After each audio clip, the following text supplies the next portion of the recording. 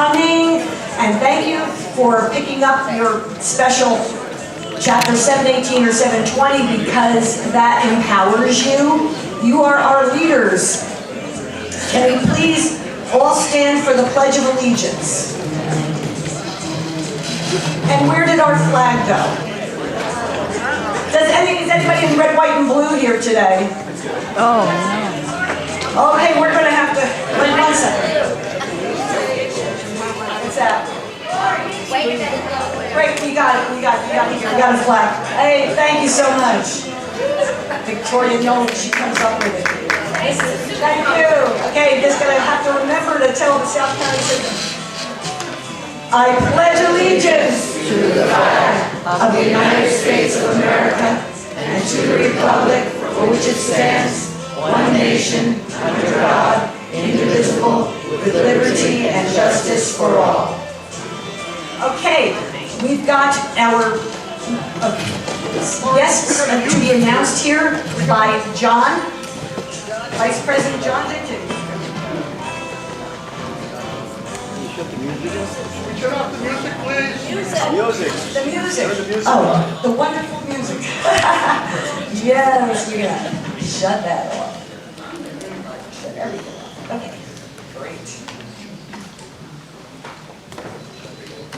Good morning. We have the following guests today. Victoria Nolan, Palm Beach Legislative Delegation. Gwen Gonzalez from Representative Skidmore's office.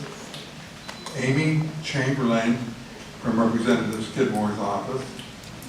Evelyn Lacey from Senator Berman's office. Leslie Schreiber from PBSO. Carrie Mitz, aide to Representative Rick Roth. Rosie Bird, Lake Worth Drainage District. Caitlin Joyce, Commissioner Woodward's office. Ed Soul from Vice Mayor Maria Sachs' office. Nicole Carson, Supervisor of Elections. And Major Chris King, PBSO. Give these folks a round of applause.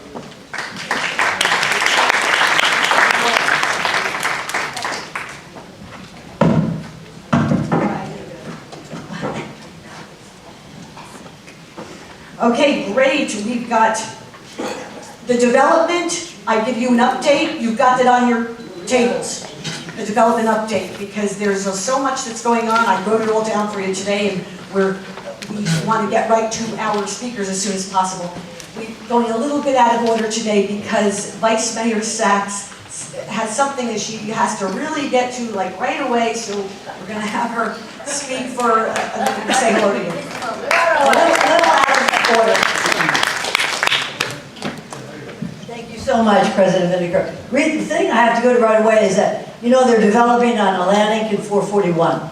And I want to meet the developer in a few minutes. So I told him to stay there and wait for me. Because I want to make sure that what they develop there on Atlantic and 441 is to our suiting. So we will discuss this a little bit more about what we want out there. It's going to be a large development. And it's going to be right across from the Delray Marketplace. I'm talking fast because I know L'Oreal will kind of hit me on the head if I have. She's bigger than I am, you know? Anyways, we will discuss at some point what it would be the best for us on that development, on that area. I'm talking Atlantic and 441 on the southeastern side of that intersection. Okay, southeastern side. I'm meeting with the developer right now. We're going to make sure that we have the proper signage and the lanes to turn. But what I also want there is not just a lot of houses or condos. I want some areas that we can go and enjoy ourselves. You know, a coffee shop or an entertainment area. And so that's what we're going to discuss this morning. I'll give you more later about it. Also, just 1 minute, this president of yours, this Lori Vinegar, has been such a fighter when it comes to saving the Ag Reserve. I have never seen anybody as tough, as motivated, passionate, and knowledgeable as our president, Lori Vinegar. I'm part of the alliance. Thank you very much.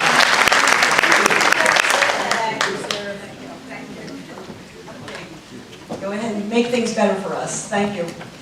I'm giving up my time of speaking today to give it to Alicia Cox. She is the Deputy Chief Assistant State Attorney, and she's the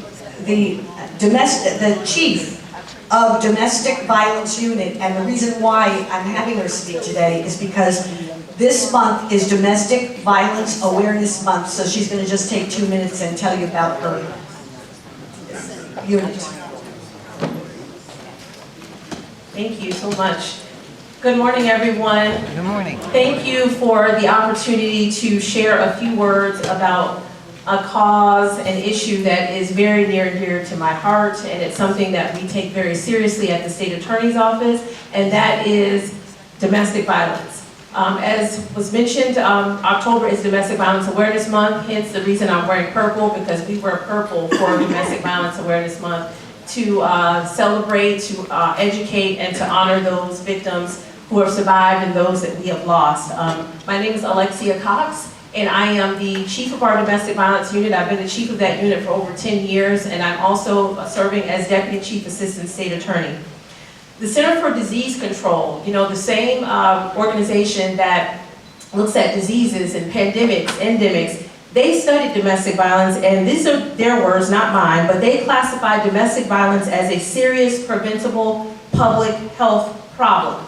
And I come to you today because I want to make sure that we all understand that domestic violence does not just mean intimate partner violence. What we hear about husbands and wives, boyfriends, girlfriends, etc. But what I see a lot is domestic violence that happens in our senior community by family members, caretakers, siblings, children.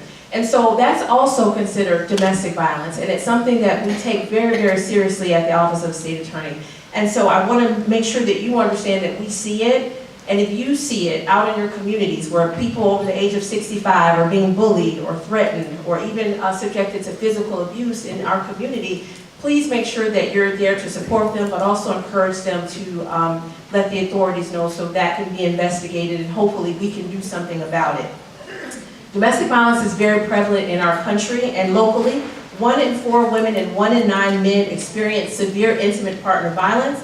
That's more women touched by domestic violence than breast cancer, ovarian cancer, and lung cancer combined. On average, nearly 20 people per minute are physically abused by an intimate partner in the United States. Domestic violence is the leading cause of homelessness for families. And 1 in 10 women have been raped also as part of the domestic violence that they are experiencing. At the Office of the State Attorney, we are making sure that we are doing what we can to protect victims and to educate the community. We currently have 9 attorneys, including myself, I'm chief of the unit, but 9 of us are covering domestic violence cases throughout Palm Beach County. We have 16 support staff members, which includes 9 victim advocates, and we work every day of the week. Even on weekends, we have victim advocates that are out at the jail to be there to support victims who need services over the weekend.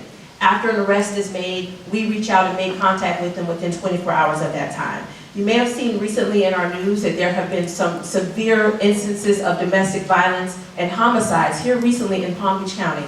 That's how serious this issue is, and so we want to shine the light on it and make sure that we are doing everything that we can as a community to support victims, to educate the community, and prosecute those who subject members of our community to domestic violence and domestic abuse. So I think that's my time, but I wanted to thank you for giving me the opportunity to share. Please reach out to our office if you have any questions, or if you'd like someone to come to your community to speak about domestic violence, I'm available, or someone can be available to do that as well. Thank you.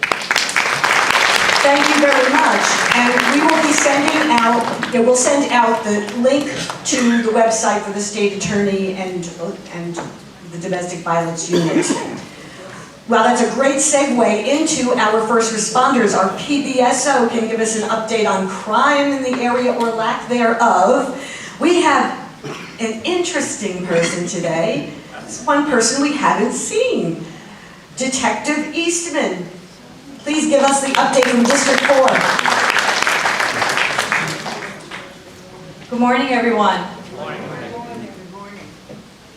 I hope everyone is having a wonderful October and staying dry during this hurricane season. My name is Detective Carrie Eastman, and I'm currently assigned to the Detective Bureau in District 4. Can you hear me? Yes. Okay. I am here on behalf of Captain Sant, who unfortunately could not be here, but he sends his regards and looks forward to seeing everyone in November. I want to go over some quick updates in regards to traffic statistics and crime trends before I share some exciting news. We compared our traffic crashes from this point last year, and we're up 6%. 6%, what does that mean? Well, from January to September 2022, there were approximately 1,075 reported crashes in West Delray. This can be anything from minor fender benders to major accidents. Those numbers for 2023 are 1,137. So yes, it is an increase, however, not by too much, which means we need to continue to make a conscious effort to prioritize road safety, avoid rushing, and leave plenty of time when traveling on roadways. Continue to obey traffic signals, obey speed, and please avoid roadway confrontations. If the situation escalates, please call 911 immediately. Now, crime trends. Crime is down significantly in most areas except auto burglaries and auto thefts. In the past year, many of us have noticed a disturbing increase in the number of vehicles stolen right from our streets and driveways. There are several factors contributing to this concern. Technological advances have made it easier for thieves to bypass traditional security measures.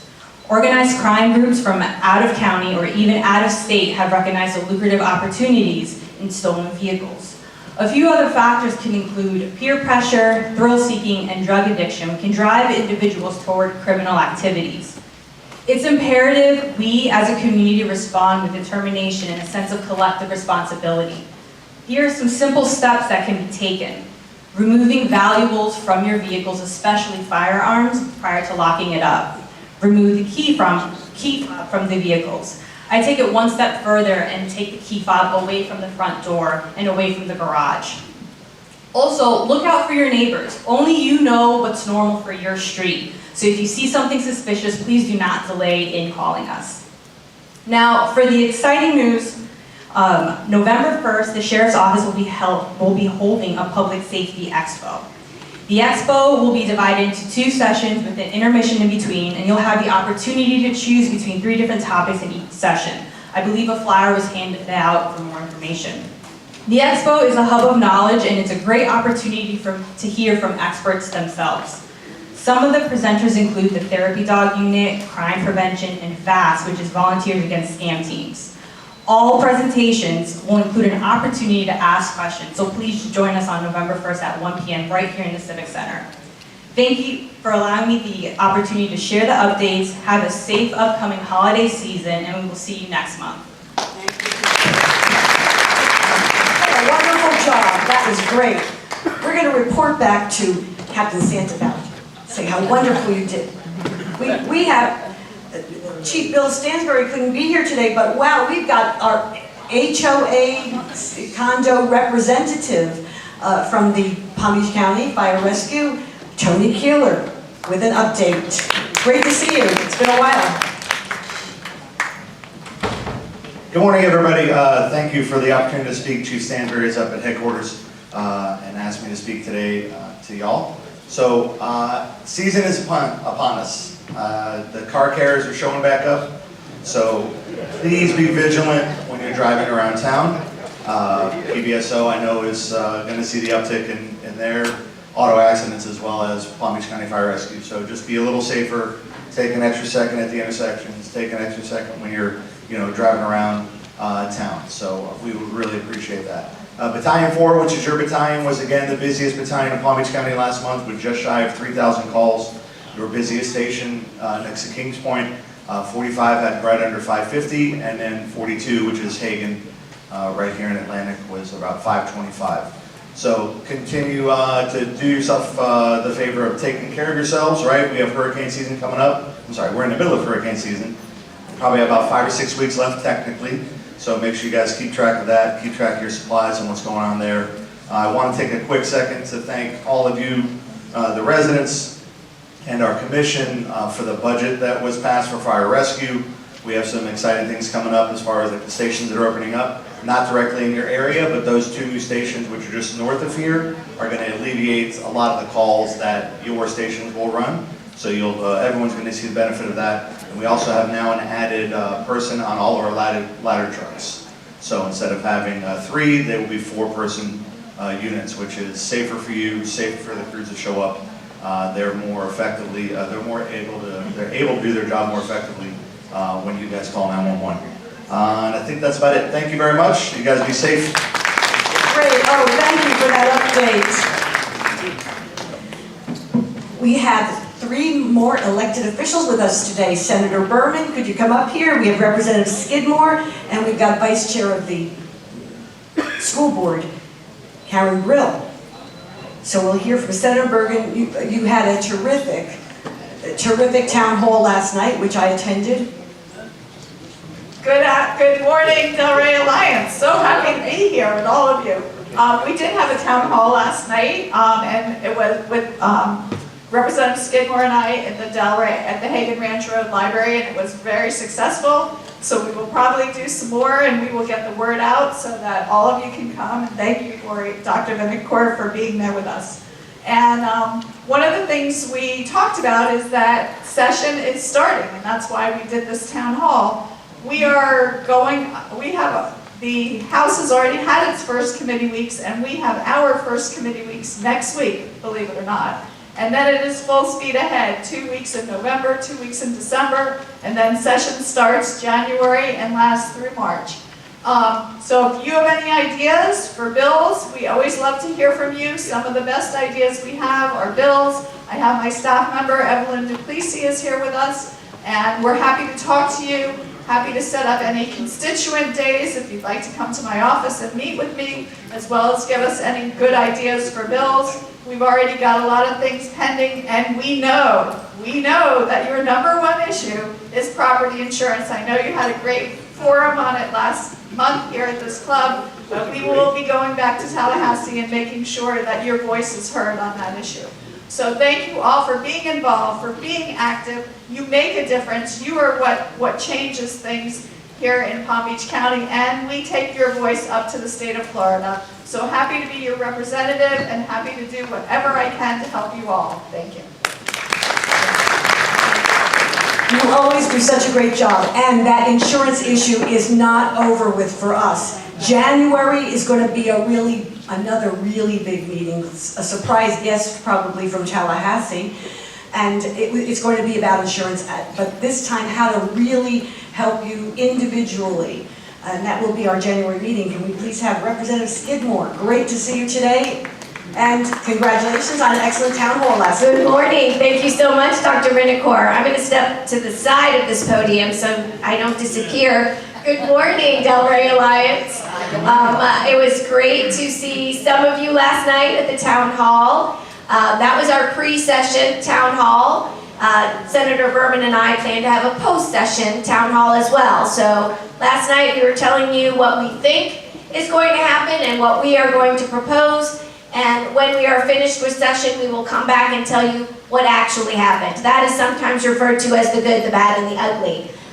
So we're looking forward to working on your behalf. You may not see us for a couple of months while we're traveling to Tallahassee for our committee meetings, but as Senator Berman said, our staff is here all the time. Dr. Gonzalez and Amy Chamberlain are my legislative aides. They will be here if I'm not able to attend. They are in the office every day on Atlantic and Hagen Ranch.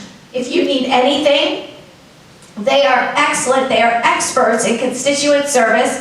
If you have an issue with any state agency or any realm of the government, please don't hesitate to stop by or to give us a call. We are here to help you. That is our job, and we look forward to doing that. Senator Berman pretty much covered what's happening in terms of the legislature. I apologize for my voice, it's a little scratchy. And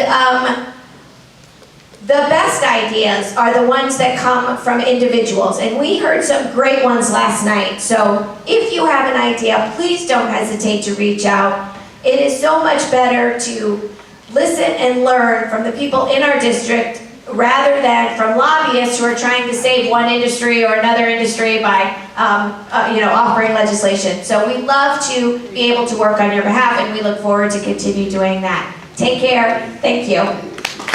Thank you so much. And before our featured speaker, we have Karen Brill, Vice Chair of the school board. Great to hear the school board news. Thank you so much. Good morning, everybody. So I'm just going to piggyback for a moment on what was just said. Your ideas, we need them too. So if you look at our buses that are on the road, you'll see bumper stickers that asks, "How's my driving?" That came to me specifically from a resident of Coral Lakes. So if you have thoughts, please feel free to reach out to me as well. Anything that we can do for our schools. So I never thought that I'd be sitting on the school board talking about metal detectors, talking about tasers, having to suspend and expel children because their parents are giving them weapons for when they walk to school. It's a crazy world that we live in. But safety is our #1 priority, and that includes mental health. And so at our regular meeting, that's on the 18th, we will be voting to honor LGBTQ+ History Month. So regardless of what's going on in the state, our employees and our students need to be recognized. They need to feel safe in our schools. The other thing I'm going to tell you, and I'm going to cut it short today because you have an exciting program, is teacher salary.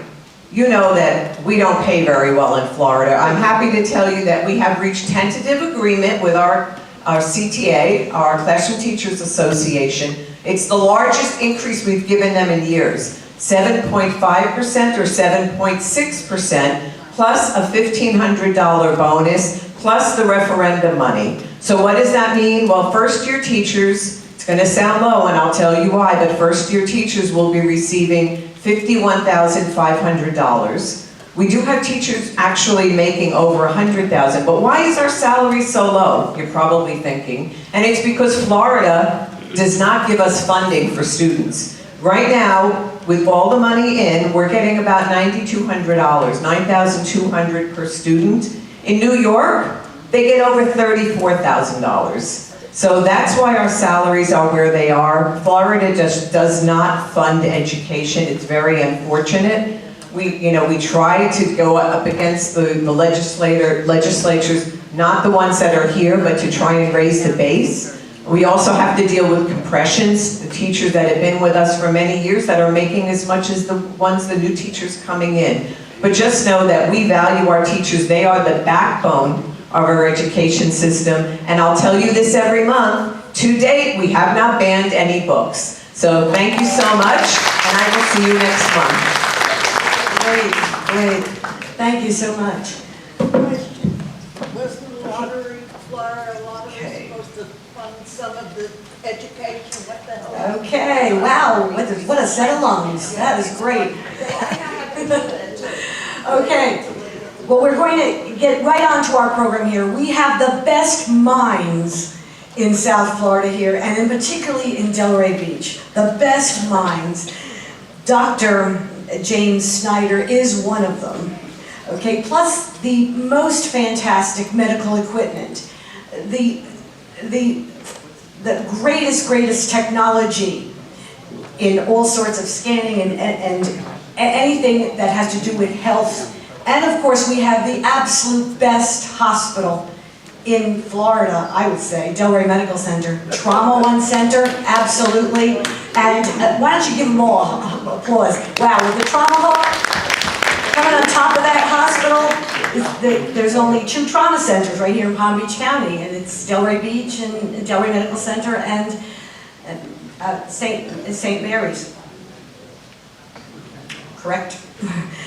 James Snyder, wow. We're going to hear about South Florida Proton Therapy Institute for about a 20-minute presentation. And following that, there's going to be opportunities to volunteer for something at Florida Atlantic University. So we do have a PhD here to speak to you, and Dr. Kelly, and she's going to be talking about a driving project and also microbiome gut-brain project.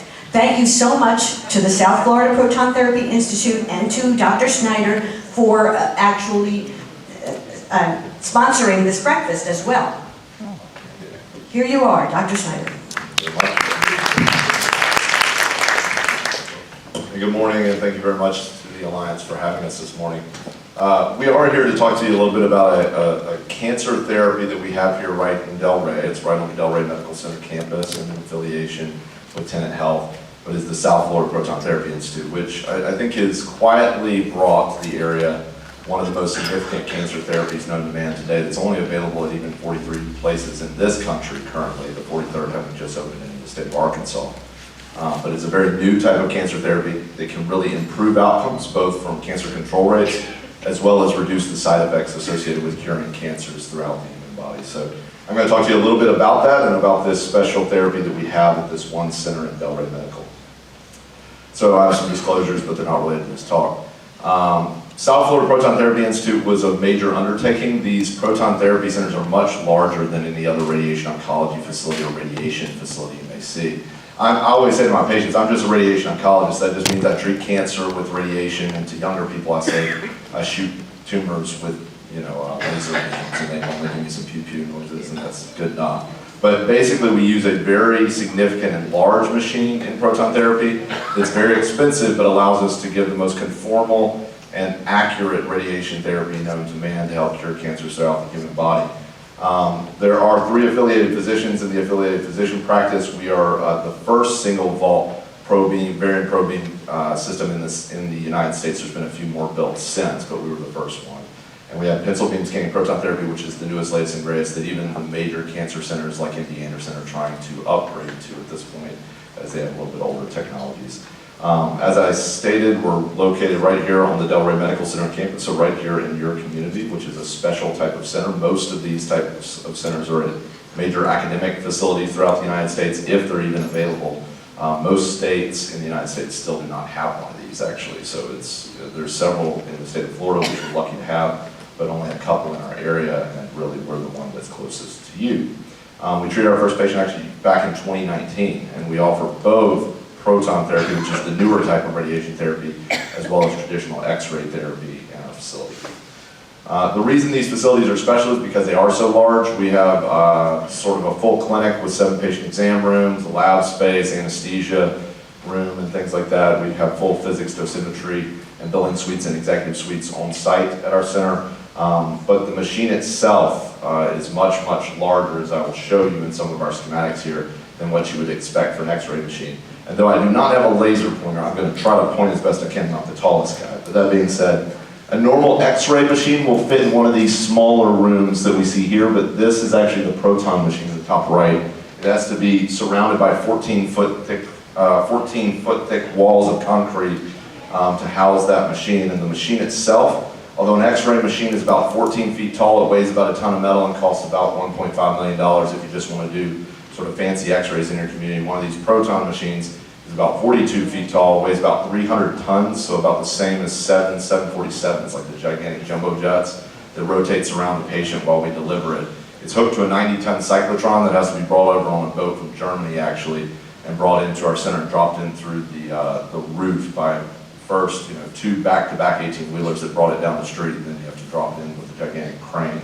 So it's a big engineering undertaking, and it takes a tiny proton, a particle, speeds it up 2/3 the speed of light, shoots it up, stored in the building, back down, stored in the building, and lands it on a patient at 2 to 3 millimeter space, thousands of times in milliseconds. Which is great, and it takes a lot of physics, but what it actually does is it allows us to bring a special type of radiation therapy to a patient laying on our table and often cure their cancer with much less side effects, much less effect upon their life and lifestyle for the rest of their life that can cause significant morbidities from the side effects of radiotherapy. Basically, just to show you the scale of the machine again, and I'm going to try to point again, but this tiny little black thing that you see there is a 10-foot long table that the patient is actually lying on for the treatment. And that's what they experience in the room, is lying on this black table. But behind the wall is an enormous machine. It's very expensive. It costs about $100 million for one of these machines, so it's a very special technology that's only entrusted to certain institutes and groups around the country. And like I said, only 43 in this country and only a handful more around the world.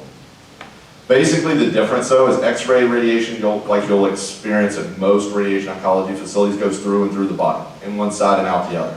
So the problem for us as radiation oncologists is trying to control that and focus it on the tumor, whereas in proton therapy we can take almost, instead of like a flashlight of radiation that's going to shine through the patient to the other side, we almost have a laser pointer that'll go into a certain depth and stop, like a smartphone. And so what that allows us to do is protect a lot more of the patient's normal tissues while delivering the same dose of radiotherapy we might with x-rays, or in cases where we're not curing the tumor with the current doses of radiation and x-rays, we can escalate the dose of protons and often get higher cure rates. So this is what it would look like for a patient laying on our table. Each treatment that they receive is only about 20 minutes. So it's a very quick treatment, just like x-ray radiation. They don't experience much different other than they're under a very different machine. The machine can rotate around. You don't actually see the green lights. That's just for the animation, but that's actually taking a three-dimensional cone beam CT. So we can localize the tumor inside the patient's body in 3 dimensions before we actually deliver the radiotherapy. And then once the tumor is perfectly aligned to where we want it on the table and where we had planned to deliver the radiation therapy, we actually deliver it with what's called a pencil beam. So it's this tiny little 7mm cross beam that is that laser pointer that allows us to 3D print the dose inside the patient's body. If you've ever seen one of those 3D printers where it kind of makes a structure inside a piece of plastic, that's kind of what we're doing with an invisible beam of radiation therapy inside a patient's body. This animation is actually pretty slow because each of those layers is probably delivered in milliseconds, and the energy switches are about a second per layer. And so each beam will be delivered only in seconds to a minute or so, and a patient's treatment may be 2 or 3 beams, and so it ends up being a very quick treatment that normally takes, most of the time is actually getting the patient aligned and doing the 3-dimensional imaging. The delivery is actually very quick to deliver this life-saving and curative treatment for most cancers all over the body.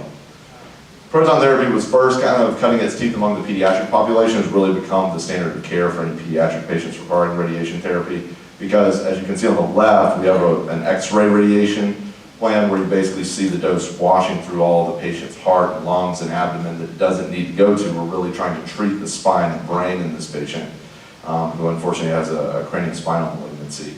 But in the proton therapy plan on the right, you can see all of those anterior structures are spared completely of radiation dose because it goes into a certain depth and stops. And so on the left, while delivering x-rays, although this is what we did for years and years and years as a radiation oncologist, this would cause heart disease later on in life. They'll likely get a cancer later in life from this. They'll have gastrointestinal problems, gastrointestinal or bowel obstructions. In female patients, they likely will be sterile, not able to have children in the future. They likely won't grow higher than 4.5 feet tall, and they'll have an IQ of maybe 70 and not be able to sort of do high school. Whereas proton therapy is substantially reduced, obviously, you can see, to basically zero the dose of their heart, lungs, abdomen, bowels, and their reproductive tissue, so this patient will have fertility, will have a more normal life throughout the rest of their life. We also do that in adults, so it's not just for pediatrics. Actually, most of our patients at the South Florida Proton Therapy Institute are adults. This is a patient I treated for a spinal malignancy where basically he almost didn't feel what we were doing, whereas with x-rays, he would have significantly more morbidity that could last him the rest of his life. This is a brain cancer that I recently treated, a young patient that has a very good prognosis. He's only in his 30s or 40s. But on the left, you can see the x-ray plan would have washed throughout the rest of his brain. He would have had neurocognitive issues, memory issues, sort of, being able to hold down a job and have normal thought processes and organizing his thoughts would have been much more difficult. Whereas with the proton plan, we were able to really keep it to where the tumor used to be, where the bed was, and hopefully sterilize that tumor and cure him of that. This is a story I like to tell the patient I actually treated before I came to SFPTI, and then I'll show you a similar one that I've treated at SFPTI.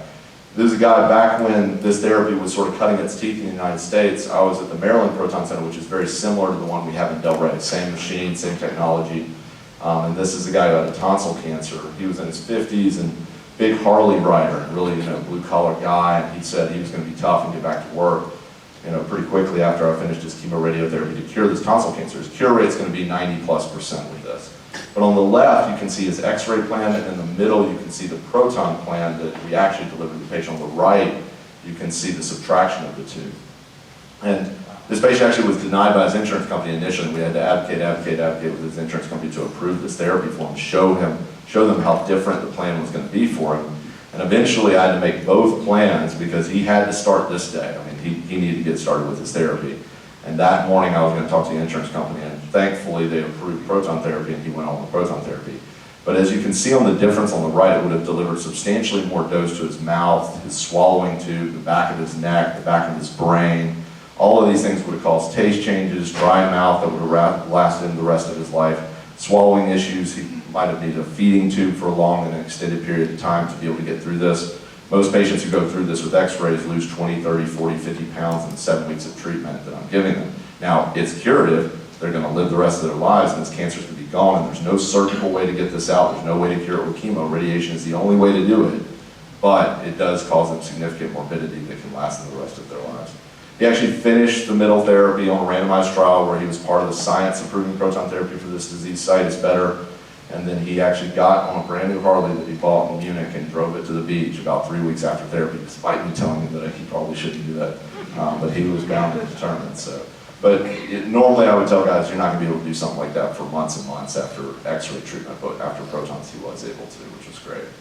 So this is my little quiz about it. So if I had delivered his treatment with x-rays, how many extra intraoral x-rays? You know, you go to the dentist and they do that Panorex image, it sweeps around you. This is one of those. If he had gotten it with x-rays instead of protons, how many unnecessary intraoral x-rays would he have signed up for, basically, just by getting this therapy from a different technology? And the answer, without belaboring the point here, is that he would have signed up for 5 million extra Panorex images for no reason. Really, the therapy is just as curative. With proton therapy, it just protects a lot more of your normal tissues and exposes less of you to our damage that we can cause with radiation therapy. I wield a double-edged sword, and I take that seriously, but I try to reduce the dose as much as possible to normal tissues, and proton therapy gives us the ultimate control to do so. Unfortunately, it's something that's not available in most places in the country, and we can only treat about 1 to 2% of patients in the country with proton therapy currently, because it's just not available enough yet. But you have it right here in Delray, on the Delray Medical Center campus, with the newest, latest, and greatest technology that even the beasts of Memorial Sloan Kettering and MD Anderson and some of the Loma Lindas and all those people don't have. This is a patient that I treated here recently at South Florida Proton Therapy Institute. Very similar story. On the left, you can see his proton dose. On the right, you can see his x-ray dose, and just vast reductions in dose to his oral cavity. So his taste will be better, to his swallowing tube, so his swallow will be better. This patient didn't get a feeding tube. He went all the way through therapy with only a little bit of weight loss. He recovered very well. He's already got his taste back a month out from therapy and is doing excellently. And his cancer looks completely gone. So that's what we hope for and that's what we want. But delivering it with the most conformal therapy known to man these days in Delray is a special privilege. Breast cancer is similar. So we know that we can damage anything in the body with radiation if we touch it. We used to think that the heart was something that we could get around in breast cancer, but actually we were delivering way too much dose to it and causing, as we now know, a lot of heart attacks, heart failure, heart disease later on in life. And even not that far out from the radiation therapy for breast cancer we were delivering. Most of the time this happens in the next 5 to 10 years after a patient has received this treatment. With proton therapy, we can basically take the same treatment we're going to give, same cure to the breast cancer, but have basically almost no dose to the heart and to the lungs underlying and reduce those side effects that we cause, while still evincing excellent cure rates in these cancers. This just shows kind of our calculations showing that the heart dose is massively reduced in this patient with breast cancer. And we know now that every gray that we deliver to the heart when trying to cure breast cancer actually increases a woman's risk of having a heart attack, heart failure, like major cardiac issues by about 7%. And we can take that from normally 7, 8, 9 gray in x-rays and make it 1 gray in protons, or less than 1 gray. So not like kind of reducing their chance of having a heart attack or heart failure, but reducing it by 50, 60% relatively related to their baseline risk. So that's a huge reduction in just getting on a different table, getting the same number of treatments, the same way from just a different machine in proton therapy.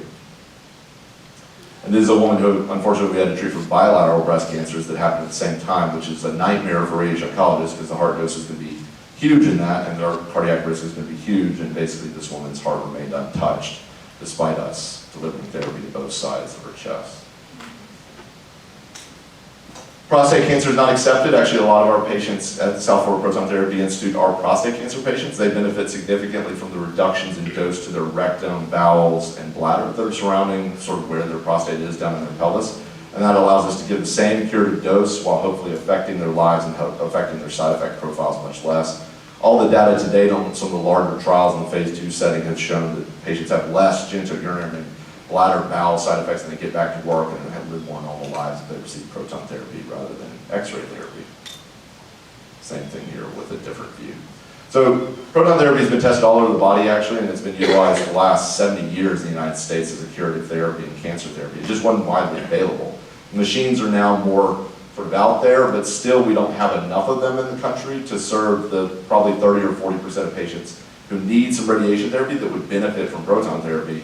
All over the body, we've shown benefits in different disease sites from head to toe, basically from head and neck to brain cancers, to spine cancers, to lung cancers, breast cancers, prostate cancers, reirradiation settings. Those are the type of patients we do get referred all over the body. But unfortunately, we can only serve about 2%. If we fill up all the proton centers in the country, maybe 2% of the patients who need radiation therapy each year. But we're trying to expand that, and our group, and working with other groups, is trying to expand that. But we've brought it here to this community, sort of on the cutting edge. We were probably the 40th center, I would say, in the country here, but now have the newest, latest, and greatest technology right here in your community. So we also, if protons aren't the right thing for you, have some of the fanciest X-ray machines available, and the Edge machine that we have at the South Florida Proton Therapy Institute gives us all the abilities and all the tools in our toolbox that we would want to deliver the best radiation therapy for patients here in Delray. Last but not least, we have a very robust sort of research portfolio for a community center. It's not common to have that type of research portfolio, but we've really built a nice one around that. We have a significant machine here that is very different than what most people have around the country, and we're contributing some of the larger science being done in the country and around the world regarding proton therapy and its comparison to traditional X-ray radiation. So we're proud to say that we're not only delivering what we think is the highest level in cutting edge care here in Delray, but contributing to science of proving the benefits of that therapy long term and which patients would be best suited for it. So last but not least, and this is my summary slide, we have one of the most sophisticated radiotherapy centers in the world in Delray Beach, which is an interesting thing to say in a small community relatively like this. To have one of the most sophisticated radiotherapy centers in the world is an interesting place. But it's got experienced physicians, a powerful private partner, an industry partner, and our vendor that help us put patients first on a daily basis. That's our mission every day, is take care of cancer patients and cure as many cancers as we can while reducing side effects as much as we can. We have both pencil beam scanning proton therapy, which is kind of the newest, latest, and greatest, as well as the fanciest sort of stereotactic X-ray machines that allow us to deliver and have all the tools in our toolbox to do the best for cancer patients possible right here in Delray. And we also like our robust research portfolio that will help us innovate in the field from this community. So finally, and I think the most importantly, what I always like to echo is that the staff in our facility is special. I'm very partial to the staff. I've worked with a lot of different staffs in my career thus far, but this one really treats patients like they are family on a daily basis and like they're part of this community, and that makes it a special place to be treated, not just from a technological standpoint, but from a human standpoint. So thank you very much again to Delray Alliance for having us. Dr. Snyder, thank you so much. Can you please explain to us how we could use the facility, how we get to it if we feel we need it? Do we tell our doctor about it? How do you get these referrals? If you could just tell people about that. And certainly we welcome both self-referrals as well as referrals through physicians, and your physician can direct you to us. You ask about proton therapy, they should be able to find us, but you can go to our website for the South Florida Proton Therapy Institute. All of our phone numbers and things like that are on there. If you yourself or a family member has any sort of malignancy or cancer or any sort of benign growth that they're talking about radiation therapy and that you might need that, proton therapy might be right for you. And so advocate for yourself, give us a call, and we'll see if we'll absolutely get you in within a week easily, normally within a day or two, to see us for a consultation, talk about it, and see whether or not this would be the right therapy for you or your loved one. So. Oh, that's really great to know. Thank you so much. Thank you. Okay, what we have next is Kelly Jackson, PhD from Florida Atlantic University. And I do think that Dr. Snyder is also on the staff of Florida Atlantic University, correct? Yeah. Yes. Part of the faculty. This is a very interesting, yes, if you have a question, you can just ask him there. This lady has a question for you. Okay. Well, Dr. Jackson can come up here for just a few minutes to explain something that you might be interested in. And a very interesting study. So here you go, and I'll set that slideshow up for you. Just a couple of slides. Testing. Oh, there we go. Good morning, everybody, and thank you for having me. And thanks for that wonderful introduction. So yes, I am Dr. Kelly Jackson, and I am a nurse research recruiter from Florida Atlantic University.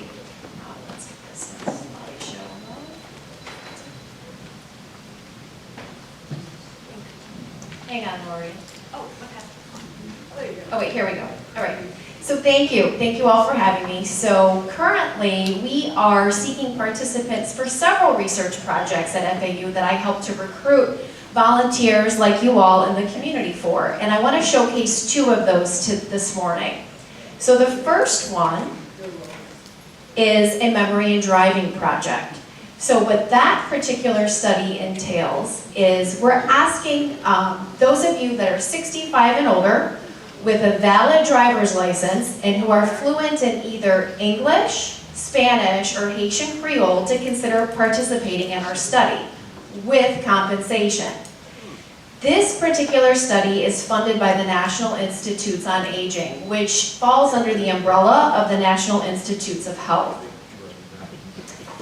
So what this study entails, it's a memory and driving project. There's two components. So what we're looking for is somebody that has the time to come and meet with our team on either our Boca or Davie campus for about 2 hours, once every 3 months for 3 years.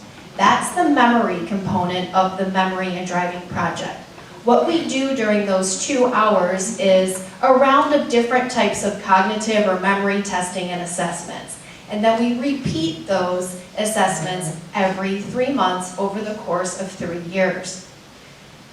The driving component is actually brought to us with our partnership. This grant is actually involves 3 different colleges at Florida Atlantic University.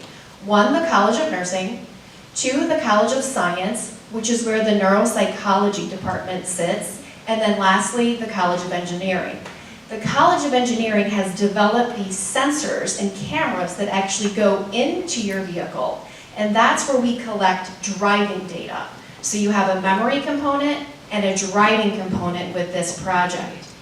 And the point is to find early detection. If somebody were to have some changes in their cognition early, not late, that we would see those in driving habits. And there have been smaller studies that have shown that this is in fact the case. So what we're trying to do is have a larger sample size, and South Florida was selected, Florida Atlantic University specifically. Our culture, we have a very culturally diverse population in South Florida, which is why we have the ability to do the assessments in English, Spanish, and Haitian Creole. So what I thought would be helpful is, what does this equipment look like, right? What is gonna go in my car? So here are some pictures of what would be installed in your vehicle at that very first visit of the project. There's 2 cameras. There's 1 camera, and these are very small. They're meant to be unobtrusive, so they're not meant to get in the way of, driving your best out there on these South Florida roads. But there's 1 small camera that goes in the lower left-hand corner of your windshield, and then there's another camera that's forward-facing that goes right around where the rear view mirror is. There are 2 boxes that go underneath the seats. So one of these recorders goes under the passenger seat, so you don't even see that. And then the other goes under the driver's seat. So when you come to meet with us on campus for those memory tests once every 3 months for 3 years, we actually download the data.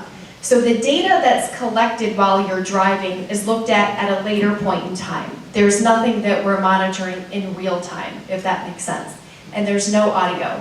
So if you're having an argument in the car with someone or you're just having road rage, we do not hear a thing, okay? So I can guarantee you that. So that's pretty much a high-level overview of the Memory and Driving Project. So again, we're looking for people that are 65 and older with a valid driver's license, and you either have to own or lease your own vehicle, and be fluent in English, Spanish, or Haitian Creole. The compensation is a $25 gift card that we give from either Publix or a gas card. You receive that gift card every time you leave campus, which we give you your own parking space while you're on campus meeting with us, so that's a huge bonus, right? You don't have to worry about parking or getting a ticket. We will take care of that for you. So when you leave, it's a $25 gift card, and you get that each time you come in to visit with us, once every 3 months for 3 years. If you stay in the study for the whole time, which we highly encourage you do, but we also understand if you want to drop out, you don't want to be a part of the study after any point in time, that is your choice. Your participation is completely voluntary. If you do stay in the study throughout the 3 years, the very last visit that you have with us, you will walk away with a $50 gift card. So over the course of the study, it's a total of $350 in gift cards that you get at each visit. Okay? This is a testimonial from one of our participants who, I'll just leave it up here for a second, but she is really a big cheerleader for this project, and she would be happy to talk to any of you if you have any questions about what her experience has been with the project. She is just, she loves giving back to the community. She has a real passion for helping others, and she has the time to do it. So I encourage you all, if you have the time, if you're interested, if you just have a passion for early detection of cognitive change, you know, please consider joining our study. We would love to have you. Okay? And then second is our microbiome. It's a study that's going on that we're trying to find a connection between gut health and brain health. So I'll just talk a little bit about this particular project as well. So the benefits of participating in this project is we do have a dietary assessment tool and a website with nutrition evaluations. And by reading and including those healthy habits into your lifestyle may be something that you're interested in taking advantage of. So if you wish to participate, we ensure you that your participation is completely confidential. Same with the Memory and Driving Project as well.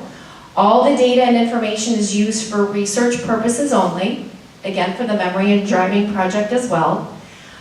If you wish to participate, we will work with you. We will work with your schedule. And the research for this particular project does have to take place at our Boca campus at FAU. You will receive compensation for this project as well. And what does this involve? So what do you have to do? So you answer questionnaires for medical history and some cognitive function tests, again, similar to the Memory and Driving Project, but not to that extent. You fill out a 24-hour dietary recall questionnaire one time each time you visit with us, which I'll get to in a minute. Donating stool and saliva samples once a year, and then we'll also do measurements of your height, your weight, your hip, and your chest circumferences. There is an option to donate blood, but again, that's optional. And all of these questionnaires and measures, they take about an hour to 2 hours, so I would say plan for 2 hours if that's something that you're interested in. And again, this study is once a year. The length of this project is 5 years. So you would meet with us on campus once a year for 5 years. The criteria, 60 and older, you're cognitively healthy, and or you can also participate in this study if you have a history of mild cognitive impairment or early stage of memory loss or other cognitive ability loss such as dementia or Alzheimer's. So this has a wider opportunity with different disease states than the Memory and Driving Project does.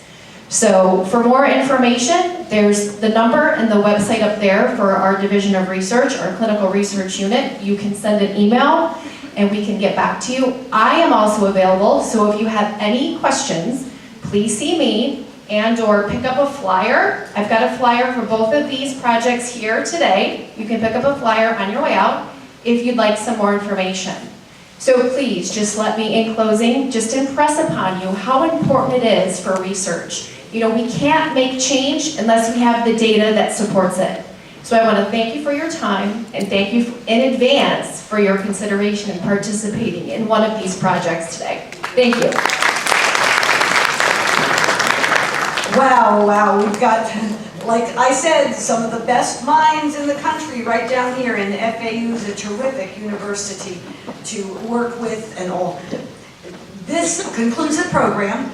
Next month, wow, we're going to have Joe Abruzzo, our county clerk and comptroller. He will be presenting a very interesting program. Haven't had him here for a while, so it would be really nice to see him get all the updates with that special county office that we had. Remember, that insurance is not going away. January 3rd, that's going to be another big meeting for us with alternatives and things that may help you much more. We will see you next month. Thank you all for all your leadership in the community.